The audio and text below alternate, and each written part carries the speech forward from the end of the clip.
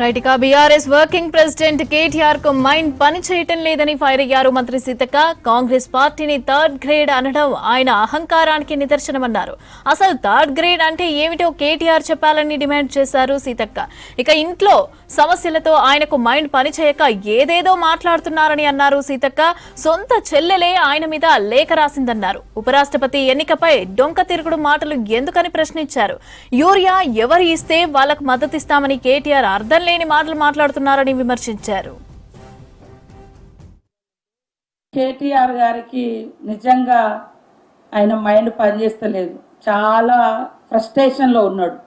Third grade అంటే ఏంటిదో చెప్పాలి. థర్డ్ గ్రేడ్ అంటే ఏంటిది, నీ ఉద్దేశంలో ఏంటిది అంటే నీ కులమా, నీ ఆస్తా, నీ అంతస్తా, నీ అధికారమా, నీ అహంకారమా, నీ అవినీత ఫస్ట్ గ్రేడ్లు ఉండేది. థర్డ్ గ్రేడ్లో ఏముంటుంది? థర్డ్ గ్రేడ్ అంటే ఏంటిది? మా సీఎం ఎట్లా థర్డ్ గ్రేడ్ అయిండు, మా ప్రభుత్వము ఎట్లా థర్డ్ గ్రేడ్ అయిందో చెప్పాలి. ఎందుకు అంత అహంకారపూరితమైనటువంటి మాటలు? ఈరోజు ఏదో సల్లకచ్చి ముంత దాచుకున్నట్టుగా బీజేపీకి సపోర్ట్ చేస్తామని చెప్పకుండా రేవంత్ రెడ్డి గారు పెట్టిన క్యాండిడేటు లేదా థర్డ్ గ్రేడ్ ప్రభుత్వం పెట్టిన క్యాండిడేటు థర్డ్ గ్రేడ్ పర్సన్ పెట్టింది. అసలు నీ డర్టీ మైండ్ అయ్యా, నీది డర్టీ మైండ్. అందుకనే మట్టిగా ఆలోచిస్తున్నావు. నీ మైండ్లో అసలు ఫ్రెష్నెస్ లేదు, నీ మైండ్లో వాస్తవాలు ఏం తెలియడం లేదు. అందుకనే ఏం చేయాలో అర్థమైతలేదు నీకు. ఒక దిక్కు కేసులు, ఒక దిక్కు ఇంట్లో ప్రాబ్లం, ఇంకా ఎందుక ఇవాళ నీ ఇంట్లో సమస్యలు. అదేవిధంగా ఇవాళ ఆ సొంత చెల్లి ఇవాళ మీ మీద లెటర్ రాసింది. అంటే విత్ ఇన్ పార్టీలో జరిగేటువంటి అంశాలు కూడా బయటికి పోతున్నాయి.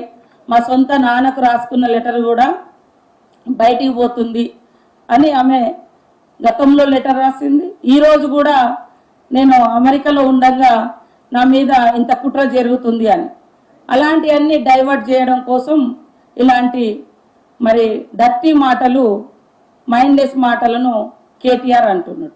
ఇవాళ వాళ్ళు ఏదైతే మా ఉపరాష్ట్రపతి అభ్యర్థిగా మా అలయన్స్ పార్టీ ఏదైతే ఉందో పెట్టినటువంటి మా ఇండియా బ్లాక్ ఏదైతే పెట్టిండ్రో ఆ అభ్యర్థిని ఆల్ పార్టీస్ కలిసి పెట్టడం జరిగింది, మా అలయన్స్ పార్టీస్ అన్ని.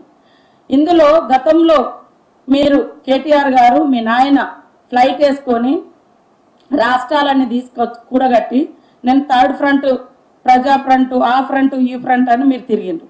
అలయన్స్ పార్టీలు అన్నీ కలిసే ఈరోజు జస్టిస్ రిటైర్డ్ సుదర్శన్ రెడ్డి గారి పేరును ప్రతిపాదించడం జరిగింది.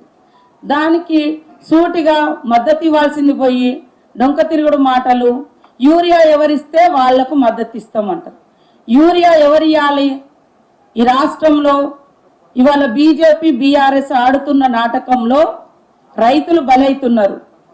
యూరియా కోసము మా ఎంపీలు, ఈవెన్ మా రాహుల్ గాంధీ, ప్రియాంక గాంధీ గారు కూడా కేంద్రం మీద ఒత్తిడి తెస్తున్నటువంటి విషయం అందరికి తెలుసు. బీఆర్ఎస్ బీజేపీ కూడా బలుక్కొని ఇవాళ యూరియా కొరతను సృష్టించింది ఆ పార్టీలు.